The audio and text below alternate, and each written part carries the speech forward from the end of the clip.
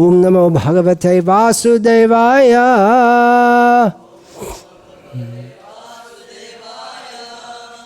ओम नमो भगवते वासुदेवाय।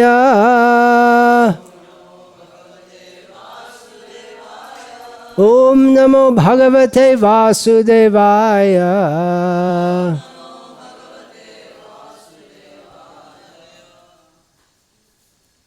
ओम ज्ञानतिमिरन्धस्य ज्ञानञ्जनशलाकया चक्षुरुन्मीलितं येन तस्मै श्रीगुरुवे नमः। नाम श्रेष्ठं मनमपि शच्चिपुत्रमत्र स्वरूपं रूपं तस्याग्रजमुरुपुरीं माधुरीं गोष्ठवतीं। राधा कुंड गिरिवरमहो राधिका माधवा सम्प्राप्तो यस्य प्रतिथा कृपया श्रीगुरुं तं नतोऽस्मि। वन्देऽहं श्रीगुरो श्रीयतः पदकमलं श्रीगुरून् वैष्णवांश्च श्रीरूपं साग्रजातं सहगण रघुनाथान्वितं तं सजीवं साद्वैतं सावधूतं परिजनसहितं कृष्णचैतन्यदेवं श्रीराधा कृष्णपादान् सहगण ललिता श्रीविशाखान्वितांश्च। हरे कृष्णा कृष्ण कृष्ण हरे हरे, हरे राम राम राम हरे हरे। ये सत्र में मैं प्रयास करूँगा 3 प्रश्नों के उत्तर देना। 2 ईमेल में से मिली और 1 हस्तलेखा के रूप में। तो पहले यह है अंग्रेजी में लिखा हुआ और इसका अनुवाद राम मोहन दास प्रभु जी के द्वारा हुआ। तो अंग्रेजी में लिखते हैं, Kindly enlighten me by sending instructions regarding how to keep unflinching faith to one's guru in one's whole life. What is the secret behind it? कृपया उपदेश भेजकर मुझे प्रकाशित करें कि मुझे बताए। पूरे जीवन भर अपने गुरु के प्रति अटूट विश्वास हम कैसे बनाए रख सकते हैं? इसके पीछे क्या रहस्य है? विचित्र प्रश्न ही है। शादी के बाद वो पत्नी पूछते पति से कि मैं कैसे तुमके साथ रहूंगी पूरी जिंदगी में। शादी के पहले ऐसे पूछना चाहिए, बाद में नहीं। तो इस प्रकार गुरु आश्रय लेने के पहले सोचना चाहिए, क्या मैं इनके शरण में रहूंगा कि नहीं। वास्तव में तो शरण तो नहीं हुआ, खाली औपचारिक रूप से शरण हुआ। यदि मन में दिल में शरण नहीं लेते, शरण का मतलब पूरा विश्वास। और यदि पूरा बात है कि कैसे हम विश्वास रखेंगे, लेकिन अगर ऐसे पूछते उसका मतलब तो विश्वास तो नहीं है। यदि विश्वास हो तो ऐसे प्रश्न नहीं पूछते। आदो श्रील रूप गोस्वामी लिखते हैं कि भक्ति मार्ग में, गौड़ीय वैष्णव मार्ग में श्रील रूप गोस्वामी जो चैतन्य महाप्रभु के प्रतिनिधि के रूप में सब गौड़ीय वैष्णव के मूल गुरु है। तो 64 भक्ति उपदेश में प्रथम है गुरुवाश्रय, आदो गुरुवाश्रय। कृष्ण दीक्षानुशिक्षणम, तो पहले आश्रय लेना चाहिए। और आश्रय किस प्रकार होते? आश्रय इसी प्रकार होते कि आत्मसमर्पण, आश्रय लय भजे तारे कृष्ण नहीं त्याजे। आश्रय लेना चाहिए। और आश्रय का मतलब पूरा विश्वास से आत्मसमर्पण करना। पूरा विश्वास के बिना समर्पण नहीं हो सकते। अर्पण हो सकते, आधा अर्पण, समर्पण, पूर्ण अर्पण होना चाहिए। इसलिए शास्त्र विधि है कि गुरु के पास, गुरु के चरण पर समर्पण करने के पहले कम से कम 1 साल वो गुरु का चरित्र, उपदेश, वो सब कुछ देखना चाहिए। और इस प्रकार जब विश्वास पूर्ण होता है कि यही गुरु सही है, वो दूसरों का शोषण करने वाले नहीं है, इनके शरण लेने से मैं सन्मार्ग पर जा सकूंगा, तो जब पूर्ण विश्वास होते तब गुरु के पास जाकर आश्रय प्राप्त करने के लिए प्रार्थना करना चाहिए। उसके पहले नहीं है। और यदि 1 साल में नहीं होते तो और भी समय लग सकते। और अगर नहीं होते हैं, यदि देखते हैं कि गुरु का उपदेश सही नहीं है, शास्त्र के अनुसार नहीं है, या उसमें कुछ भाव है जो शुद्ध भक्ति से पृथक है, अथवा यदि हम देखते हैं कि वो गुरु तो सुंदर उपदेश देते, सही उपदेश देते, परंतु उनका वचन और आचरण में पार्थक्य है। मतलब जो बोलते तो नहीं करते, अपने आचरण प्रभु जी मेरे सिखाए, तो ऐसे पूर्ण विश्वास नहीं होने चाहिए। गुरु में पूर्ण विश्वास होना चाहिए, परंतु कुछ शर्त भी है। ऐसा नहीं है क्योंकि वो सब लोग बोलते यही गुरु है, यही गुरु है, तो हमें विश्वास करना चाहिए। हमें स्वयं देखना चाहिए बुद्धि लगाकर। ऐसा नहीं है, कुछ लोग ऐसे ही सोचते कि गुरु का उपदेश पालन करना चाहिए, तो इसलिए हमें कुछ भी सोचना नहीं है, और गुरु जो बोलते हैं हम करेंगे बस। तो हम मशीन जैसे, ऐसे करो वैसे करो, ठीक है हम करेंगे, तो ऐसा नहीं है।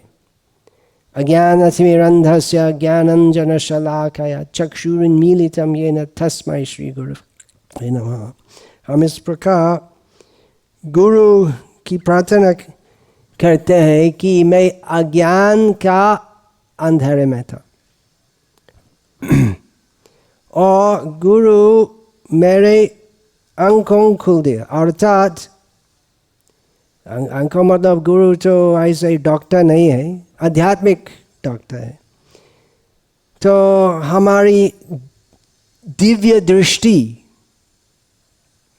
खुलते हैं। तो बुद्धि ऐसे नहीं है कि हम बुद्धि बंद करते हैं, और बुद्धि जो अभी दूषित है उसका शुद्धिकरण होते गुरु का माध्यम से। वास्तविक बुद्धि प्रकाशित होती है। बुद्धि वो शब्द बहुत दफे भगवद गीता में आते हैं, बुद्धि शनाय शनाय बुद्धि बुद्धि द्वितीय बुद्धि गृहीत है। तो धीरे धीरे हमें प्रगति करने चाहिए भक्ति मार्ग। विश्वास होना चाहिए गुरु के आश्रम में आने के पहले। बाद में यदि पूछते तो कैसे मैं अटूट विश्वास रखूंगा, वो अपमान जैसे कि ठीक है तुम गुरु हो, लेकिन इतना अच्छा, इतना बड़ा गुरु नहीं है कि मैं जो बड़ा बुद्धिमान हूँ, मैं तुम में पूरा विश्वास रख सकता हूँ। यदि गुरु सही नहीं हो तो गुरु तो नहीं है, खाली नाम में गुरु है। जैसे ही वो श्री प्रभुपाद को उदाहरण दिया, देखते शोरूम में हम देखते हैं वो नारी की प्रतिमा है, सारी शोरूम में नारी की प्रतिमा है, लेकिन वो नारी जैसे दिखते लेकिन तो नारी तो नहीं है, प्रतिमा ही है। तो ऐसे एक व्यक्ति तो गुरु आम विचार में सब लोग बोलते हैं वो गुरु है, लेकिन वास्तविक गुरु है कि नहीं? वास्तविक गुरु के लक्षणों है जो शास्त्र में सब संकलन है शास्त्र में। तो इसी प्रकार यदि हम गुरु आश्रित होने चाहिए तो हमें पहले से हमें कम से कम थोड़ा सा मालूम होना चाहिए गुरु कौन है। जैसे हम क्या किसी अभी तमिल में मंगलम बोलते नहीं, मंगलम। हमारा वो इस्कॉन मंदिर पहले चेन्नई में वेस्ट मंगलम में था, इसलिए मैं जानता हूँ। एक बार पूछा था मंगलम का क्या मतलब है? तो यदि कोई हमको अभी दाम क्या है, 100 रुपये से कम नहीं है 1 किलो, बहुत ज़्यादा दाम है। तो यदि कोई हमको बोलते तो बाजार जाओ और 200 रुपये ले लो और 2 किलो आम लेके आओ, लेकिन हम नहीं जानते आम क्या है, तो पूछना चाहिए। तो हम बाजार जाकर हम क्या इलेक्ट्रिक दुकान जाएंगे, मुझे 2 किलो आम देंगे, क्या पागल आदमी है ये इलेक्ट्रिक की दुकान है। वो वहाँ बाजार बाहर जाओ जिसमें आम की बिक्री होती। तो वो फूल वाला से हम बोलते मुझे 2 किलो आम दो, ये क्या पागल आदमी। तो पहले हमें मालूम होना चाहिए आम क्या चीज़ है, फिर हम आम खरीदने के लिए योग्य होंगे। और यदि हम बिल्कुल नहीं जानते तो कैसे हम खरीद लेंगे? तो और भी पूछना है, Is it following sincerely and purely one's guru and serving him as he instructs? क्या यह पूरी निष्ठा से और विशुद्ध रूप से गुरु का अनुसरण करना और उनके उपदेश अनुसार सेवा करना है? हाँ, वो सही है, लेकिन यदि पूरा विश्वास नहीं है तो हम कैसे करेंगे? सेवा हम कर सकते शरीर से, लेकिन पूरा दिल से होना चाहिए, और वो तो नहीं होगा यदि पूरा विश्वास नहीं है। पूरा विश्वास मतलब कम से कम मन में निष्ठा होने चाहिए कि भगवान कृष्ण का आयोजन से ये व्यक्ति मेरे जीवन में आया है और ये व्यक्ति कृष्ण भक्ति के बारे में शिक्षा मुझको प्रदान करते हैं, इसलिए मेरा विश्वास है उनमें। और यदि मन में हम कुछ अविश्वास देखते तो हमें सोचना चाहिए क्यों ऐसे होते, ये क्या मेरे दिल में, मेरी बुद्धि में वो अनर्थ है क्या, या गुरु का अनर्थ है? यदि गुरु का अनर्थ है तो कैसे गुरु हो सकते? ये थोड़ी जटिल चर्चा है, क्योंकि दुनिया ऐसे है नहीं कि सब लोग तो सब कुछ जो करते तो दूसरे लोग तो सब कुछ समझ नहीं आते। तो कभी कभी प्रभुपाद बहुत गुस्सा हुए और सब लोग तो समझ नहीं पाए। प्रभुपाद इतना गुस्सा हो गया, कुछ क्या जरूरत था। तो इसलिए गुरु का मुख्य लक्षण देखना चाहिए। क्या वे पूरी तरह समर्पित है भगवान कृष्ण की सेवा में कि नहीं? अगर हो तो वो गुरु ही है। और यदि योग्य है कृष्ण भक्ति सिखाने के लिए, जो कृष्ण भक्ति, जो कृष्ण तत्व किबा विप्र किबा नासी शूद्र कहे, जो कृष्ण तत्व वेता से गुरु है, तो वो मुख्य लक्षण है। और यदि कभी कभी गुस्सा होते हैं या कुछ करते, कुछ मजादारी करते जो हम समझ नहीं आते क्यों ऐसे कहते हैं, तो वो नहीं देखना चाहिए।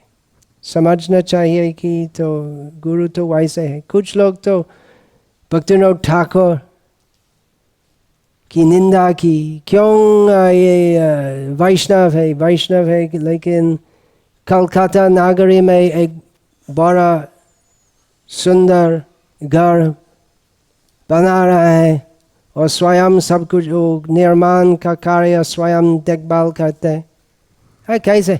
कैसे वैष्णव है? कुछ लोग ऐसे निंदा की।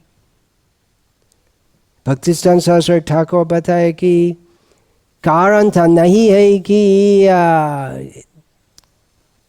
खुद का इज्जत बढ़ाने के लिए या खुद की इंद्रिय तृप्ति के लिए, ऐसे तो नहीं है। वो भक्ति भवन जो भक्तिविनोद ठाकुर ने बनाया किस लिए? वैष्णव सेवा करने के लिए। ऐसे देखना चाहिए। वैष्णव चरित्र सर्वदा पवित्र, भक्तिविनोद ठाकुर खलक। जे निंदे हिंसा करे भक्त विनोद न संभाषे तारे। भक्तिविनोद तो ऐसे व्यक्ति से दूर रहते और बात नहीं करते, लोग जो वैष्णव निंदा करते। तो ईमानदार होने चाहिए और शुद्ध भाव से गुरु की सेवा करनी चाहिए। उसके बारे में वो श्लोक क्या है? सत शिष्य गुरु, क्या श्लोक है? श्लोक वाला बोलो। एता सत शिष्य, कोई नहीं जानते, मुझे याद नहीं है अभी। देखो, एतद सत शिष्य गुरु निष्कृतम शुद्ध भावेन, वो शब्द आते। बात है कि शुद्ध भाव से गुरु की सेवा करनी चाहिए। Hearing him more and more to know his heart and mood. Can you get that? Etad, you don't have the later bit. Etad, you don't have it. Oh, you're listening in Tamil. Etad,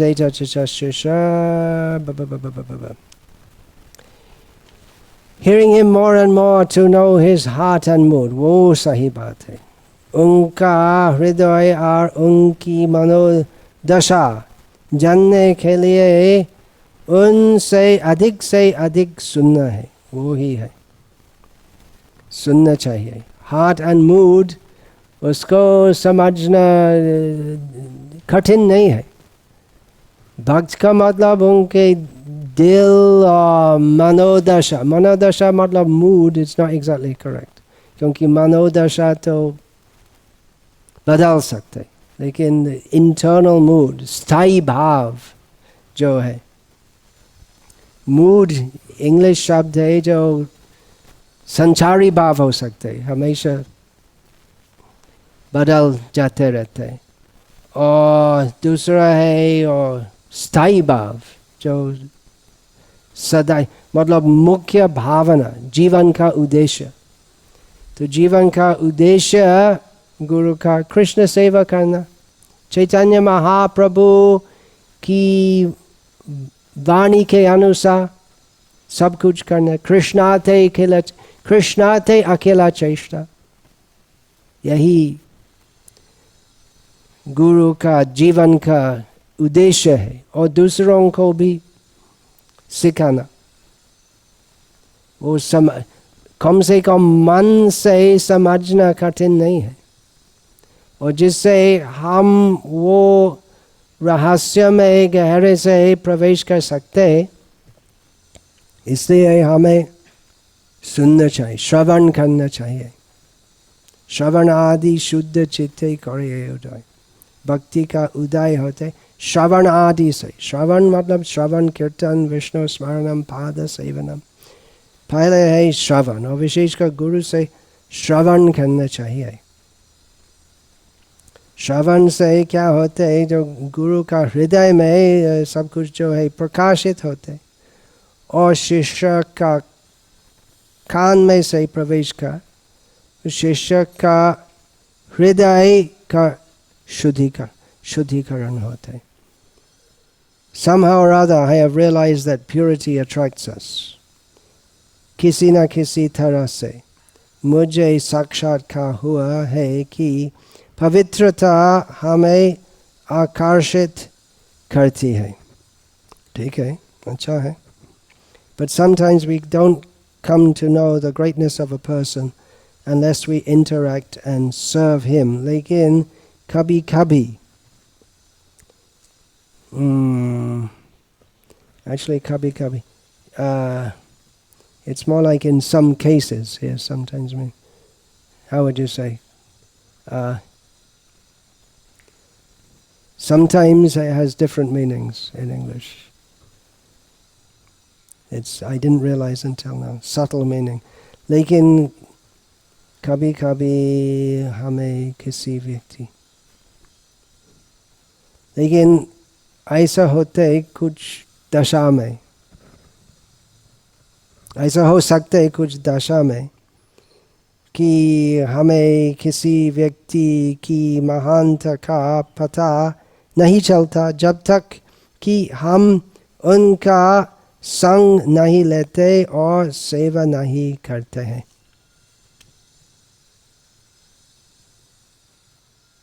विचित्र मंतव्य है।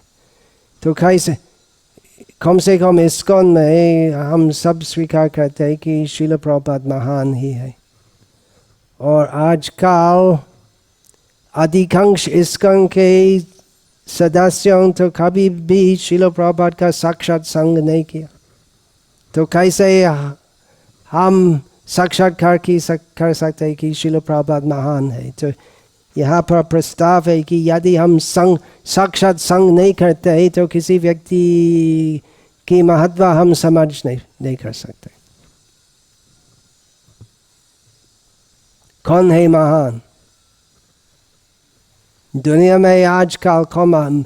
नरेंद्र मोदी एक महान व्यक्ति है, सब स्वीकार कर सकते हैं भौतिक दृष्टि से, भौतिक चर्चे में। तो क्या हम समझ सकते हैं हमें साक्षात नरेंद्र मोदी का संग करना चाहिए और उससे हम समझ पाए कि महान व्यक्ति है? नहीं, हम इनके बारे में सुनना है। कैसे हम मालूम सकते हैं कि कृष्ण महान ही है? तो पहले हम राजलीला में प्रवेश करने, पहले हम सुनेंगे, फिर हम सेवा करेंगे, फिर हम अवसर मिलेंगे राजलीला में सेवा करना। और सब विचार विपरीत है। हरे कृष्ण। एक और प्रश्न। कृष्ण चोपड़ा से आदरणीय गुरु महाराज दंडवत प्रणाम। श्रील प्रभुपाद की जय। मैं कृष्ण चोपड़ा हूँ। प्रेमदास प्रभु और जाह्नवी देवी माँ का पुत्र।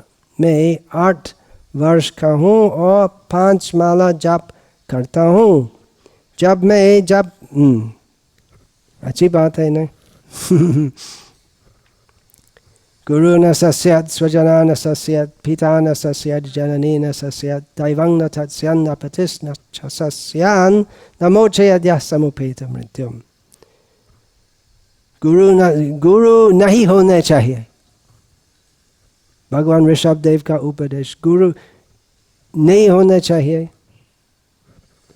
गुरु न सस्यत्, स्वजन नहीं होना चाहिए, पिता माता नहीं होना चाहिए, किसी से सम्मान ग्रहण नहीं करना चाहिए। यदि वो आश्रित व्यक्ति जन्म मृत्यु से उद्धार नहीं कर सकते तो प्रेमदास प्रभु और जाह्नवी देवी माँ तो सही पिता माता ही है। और कृष्ण चोपड़ा तो सही पुत्र है। बहुत संतुष्ट हूँ ये समाचार मिलके। और क्या लगता है, जब मैं जप करता हूँ क्या होता है? जब मैं जप करता हूँ क्या होता है? तो मेरा मन परेशान रहते। इंग्लिश में क्या लिखा? इंग्लिश में भटकते, ऐसे इधर उधर जाते, पूरा विश्व में भ्रमण करते।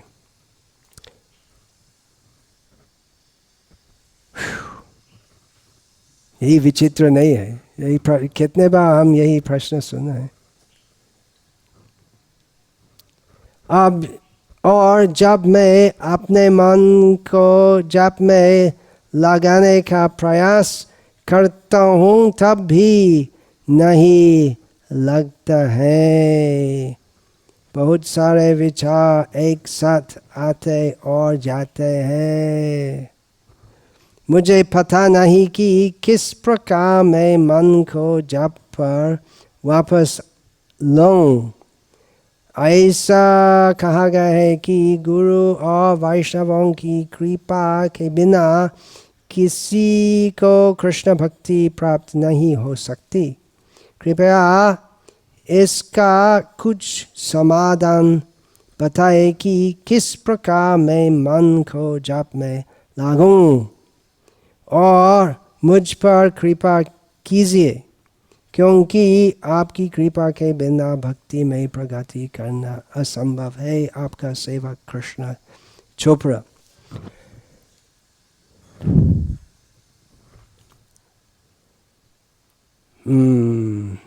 साधारण प्रश्न है। बहुत सारे भक्त ऐसे पूछते।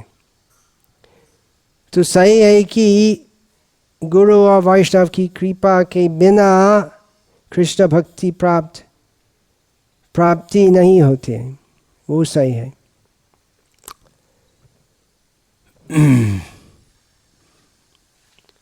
तो अपना प्रयास भी होना चाहिए। कृष्ण नाम कृष्ण ही है और भगवान कृष्ण बहुत दयालु है।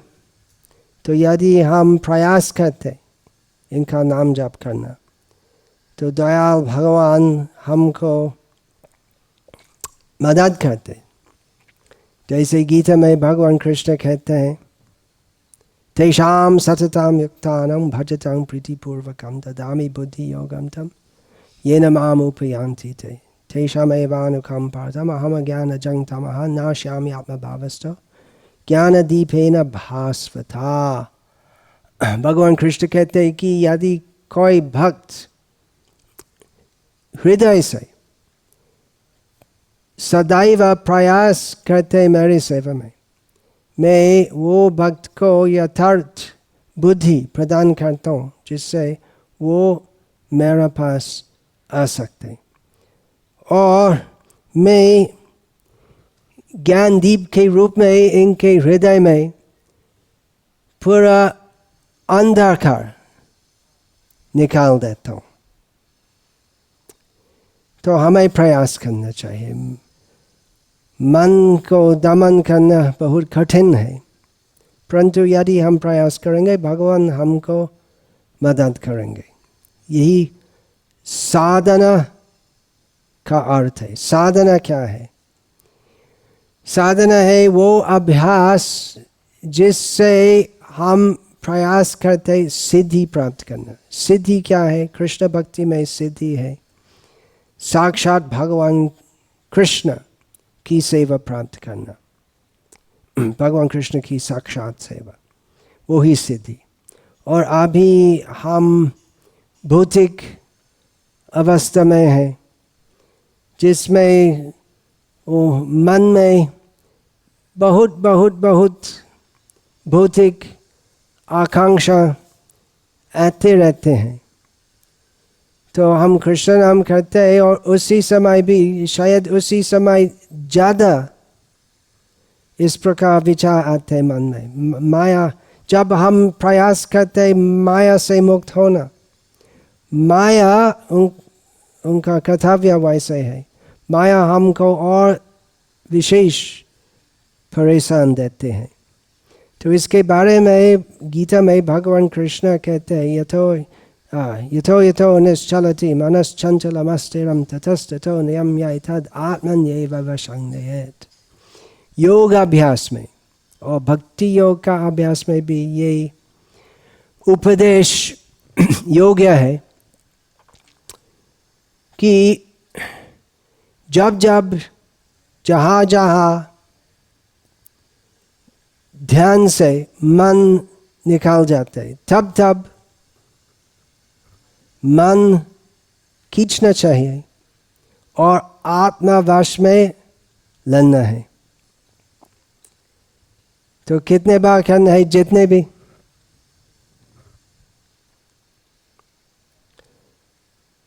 तो हमें समझना चाहिए कि इसलिए हम हरि नाम जप करते हैं, इसलिए जिससे हम प्रेरणा मिलेंगे हरि नाम करने के लिए। हम तो प्रेरणा के बिना कैसे हम हृदय से प्रार्थना करेंगे हरि नाम जप करने का समय? तो प्रेरणा होनी चाहिए। इसलिए हरि नाम की महिमा सुननी चाहिए। किस लिए हम हरि नाम जप करते हैं इसलिए हमें समझना चाहिए। इसलिए कीर्तन, हरि नाम जप एक प्रकार का कीर्तन करना, नाम कीर्तन। तो श्रवण भी करना चाहिए। श्रवण कृष्ण की महिमा के बारे में और सब तत्व ज्ञान के बारे में। अमी सिद्ध कृष्णदास एक कथा भूले मायार नफर होया चिरदिन भूले। यही सब बात हमें सुनना चाहिए कि मेरा मूल स्वभाव है कि मैं सिद्ध कृष्णदास हूँ, परंतु वो कथा, वो तत्व ज्ञान भूल के मैं माया का नफर, माया के नौकर बन गया हूँ। और इस प्रकार अनादिकाल से भौतिक संसार में भ्रमण करता हूँ। तो अभी हम अवसर मिला हरि नाम करना। हरि नाम हमको उद्धार करेंगे। कली काले नाम रूपे कृष्ण अवतार, नाम होते होए सर्व जगत निष्ठा। खाली हम नहीं है तो सब विश्ववासियों का उद्धार हो सकता है हरि नाम के द्वारा। भगवान का नाम गोलोकेरा प्रेम धन हरि नाम संकीर्तन, गोलोक धाम का वस्तु है और अवतरित हुए हमारे बीच में। यहाँ भौतिक संसार में भगवान नाम के रूप में अवतरित हुए, मतलब ऊपर से नीचे आ गए। इनका स्वभाव तो नीच नहीं है। कृष्ण नाम का स्वभाव पूर्ण शुद्ध नित्य मुक्ति है। तो हमको नीचा अवस्था से उद्धार करने के लिए भगवान का नाम आया है। तो इसलिए नाम की महिमा सुन के और उसमें विश्वास रखने से हमें प्रयास करना चाहिए हरि नाम करना। और समझना चाहिए कि नाम और नाम ही अभिन्न नाम के रूप में भगवान कृष्ण स्वयं उपस्थित है। इसलिए हमें शब्द के रूप में भगवान कृष्ण को यथार्थ सम्मान देना चाहिए। कम से कम वो नाम सुनने से। तो इस प्रकार हमें बार बार प्रयास करना चाहिए, बार बार प्रयास करना चाहिए। और साधना करने से धीरे धीरे सिद्धि होते हैं। वो श्लोक है उपदेशामृत, सत कृष्ण नाम चरितादि सुतप्त विद्या पिथोपतप्त रसनस्य नरोचिकानु किन्त्वादरादनुदिनं खलु सैव जुष्टा स्वाद्वी क्रमात् भवति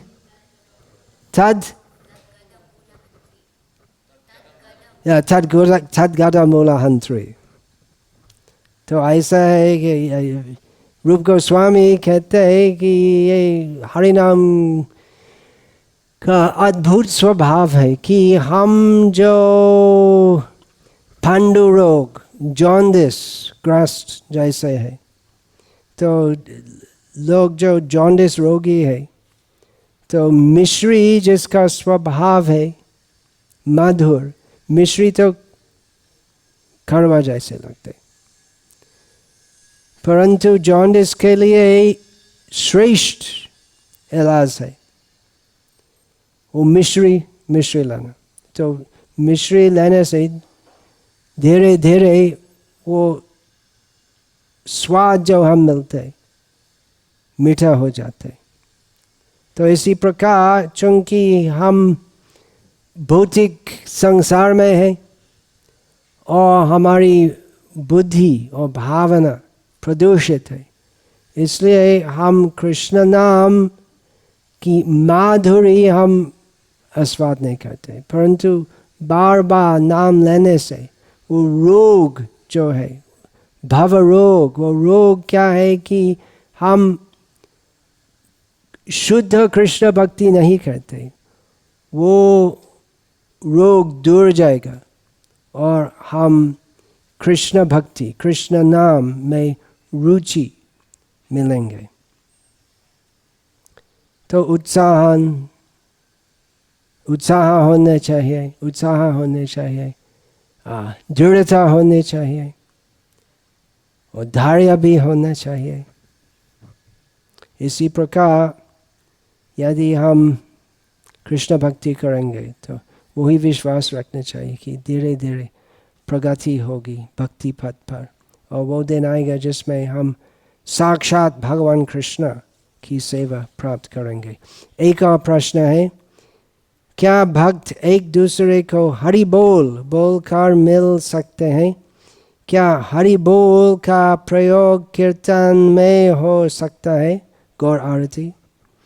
एक प्रवचन में प्रभुपाद बताते हैं कि भक्त हरि बोल का भी अभ्यास करे, और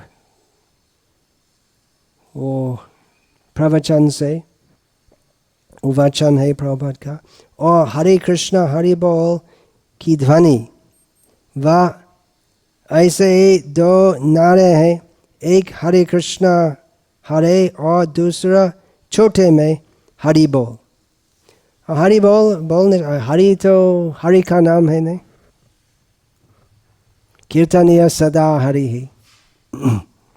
चैतन्य महाप्रभु विशेषकर हमको आदेश दिए, हरे कृष्ण कृष्ण कृष्ण हरे हरे, हरे राम राम राम हरे हरे।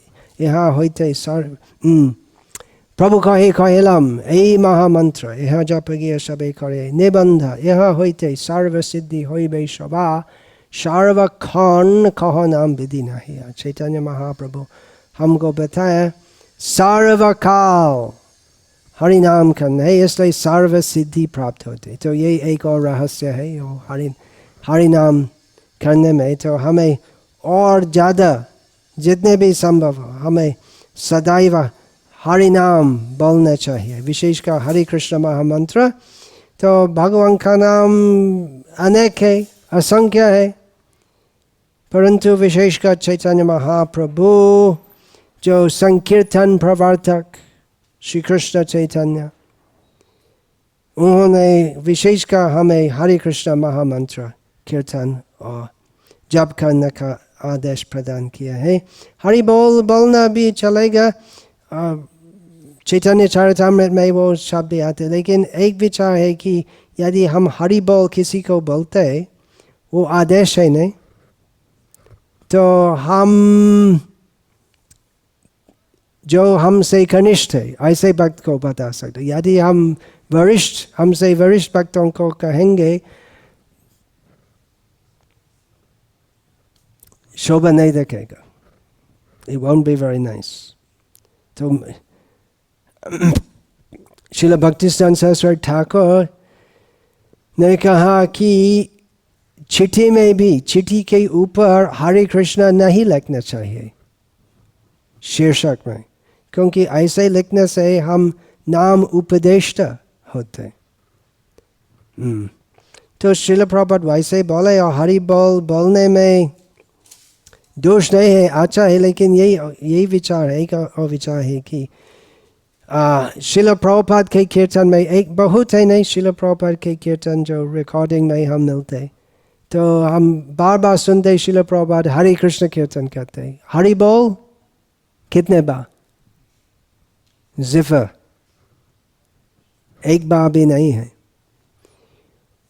तो ऐसे आदत है भक्तों की, हरि बोल हरि बोल हरि बोल हरि बोल ऐसे गाते, लेकिन कीर्तन में इस्कॉन में प्रचलित है, परंतु वो प्रभुपाद से नहीं आया है, शायद गौड़िया मठ से है।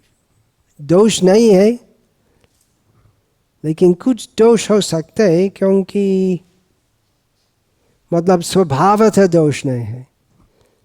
लेकिन एक बार क्या हुआ मायापुर में, मायापुर का अंतर्राष्ट्रीय महोत्सव का समय में, वो मंदिर में एक भक्त